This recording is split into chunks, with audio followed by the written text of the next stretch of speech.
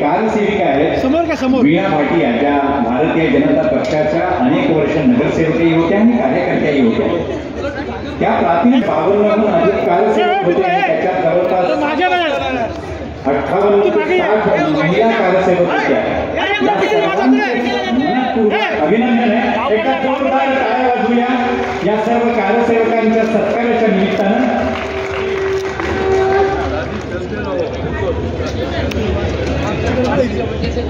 आणि देवेंद्रजींचेही मनापासून आभार. अनेक पैलू आजच्या काळाशी कसे सुसंगत आहेत आणि आजचा काळ देखील रामराज्याप्रमाणे कसा सुरू आहे हे आपण अतिशय सहज आणि सोप्या पद्धतीने आम्हा सर्वांना उलगडून सांगितलं. एकदा जोरदार टाळ्या वाजून या ती एक शक्ती आहे आणि ती अशी शक्ती आहे की इतके वर्षाच्या यवनांच्या आक्रमणानंतर देखील हा मर्यादा पुरुषोत्तम जो राम आहे तो आपल्या मनामध्ये आहे. आणि जसं देवेंद्रजींनी सांगितलं रामराज्य म्हणजे सुशासन, तर हे सुशासन आज याची साक्ष देवेंद्रजींच्या आजपर्यंतच्या कार्यकाळामध्ये त्यांनी महाराष्ट्राला दिली. मोदीजींचा सबका साथ सबका विकास, तसेच ज्या लोकांफिकेशन की ते एखाद्याचा मुलगा आहे, मुलगी आहे, नातू आहे, सून आहे किंवा एवढ्याच क्वालिफिकेशनवर मात्र त्यांनी त्या ठिकाणी येऊ नये. त्यांनी आपलं कर्तृत्व दाखवलं पाहिजे. आणि म्हणून मला असं वाटतं की प्रभू श्रीरामांनी सांगितलं राज्य सर्वसामान्यांचं असलं पाहिजे. हे राज्य हे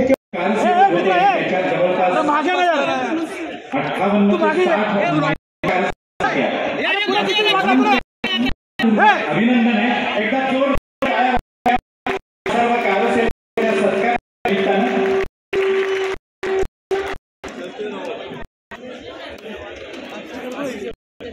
आणि देवेंद्रजी मनापासून आभार. ही अस्मिता जाणवण्याचं चेतवण्याचं काम आपण या रामायण महोत्सवाच्या निमित्ताने करतोय.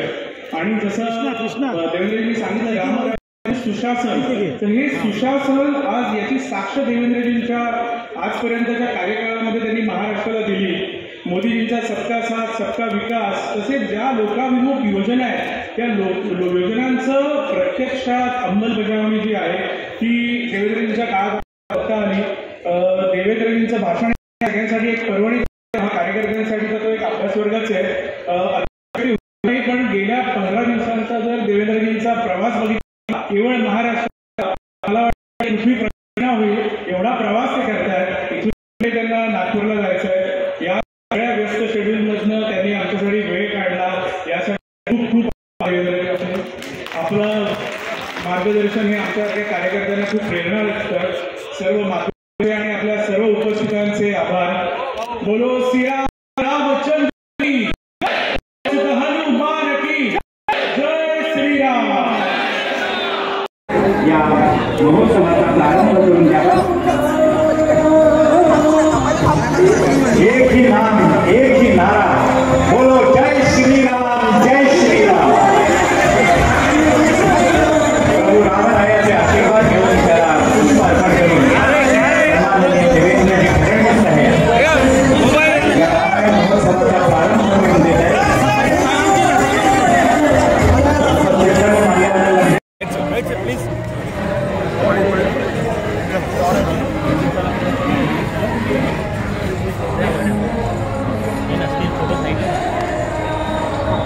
पाठी बघा.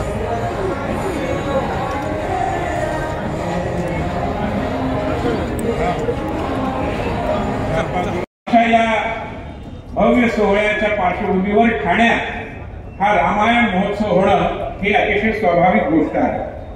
या महोत्सवाचं सगळं स्वरूप आपल्या सीतामाईंचं हरण झाल्यानंतर त्यावेळी राम आणि लक्ष्मण बाणगंगेला आणि त्यामुळे हाती घेतलेली मूर्ती देवेंद्रजी त्यांच्या ठिकाणी स्वागत होत आहे. त्याचबरोबर आमदार सन्माननीय निरंजनजी डावखरे साहेब यांचंही मनःपूर्वक स्वागत.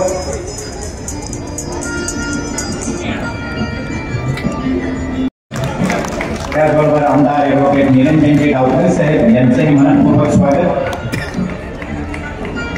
त्याचबरोबर भारतीय जनता पक्ष ठाणे शहर अध्यक्ष संजयजी वाघुले यांचं देखील फ्रीडम संप्रदायाच्या वतीनं मनःपूर्वक स्वागत.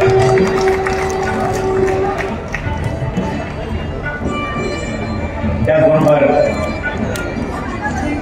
मंडळातली सर्व नगरसेवक मंडळी या ठिकाणी सन्मान वर्षात पाठवलं गेलं त्या कालखंडाचा समारोप ज्यांच्या विजयामुळे झाला ते रामभाऊ म्हाळगी म्हणजे राम आहेत. त्यानंतर बरीच वर्ष रामभाऊ कापसेंनी ठाण्याचं प्रतिनिधित्व लोकसभेमध्ये केलं आणि मधल्या पाठी रे काय मिळतं तुम्हाला